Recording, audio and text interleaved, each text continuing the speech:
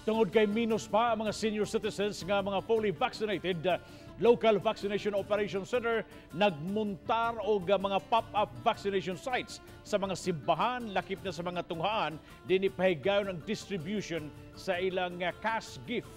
Siluan Mirondina sa report. Miabot na sa 116.61% sa mga taga Lapu-Lapu City ang naka-first dose sa bakuna, samtang 74.79% na usab ang nakakumpleto sa duha ka dose. Apan sa mga senior citizens sa Dakbayan, kapin sa 33% pa lang ang mga fully vaccinated.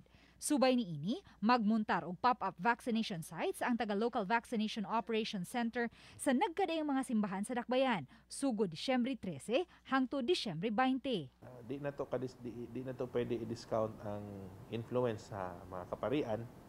Unya tradisyon man gud nato sa Pilipino nga moduol kita og mas comfort place nato ang simbahan ba.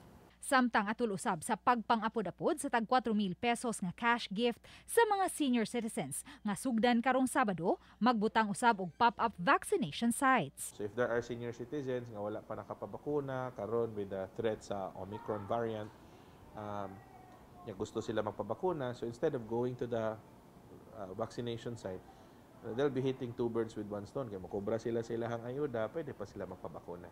Hinuon sa gipagawas nga executive order sa mayor kagahapon, dili rekisito ang vaccine cards sa mga mosimba sa Misa de Gallo. Mamahimo ra usab nga makasimba bisan ang mga bata ug siguruhon lang nga ang tanang motambong sa Santos nga misa magsulob og face mask.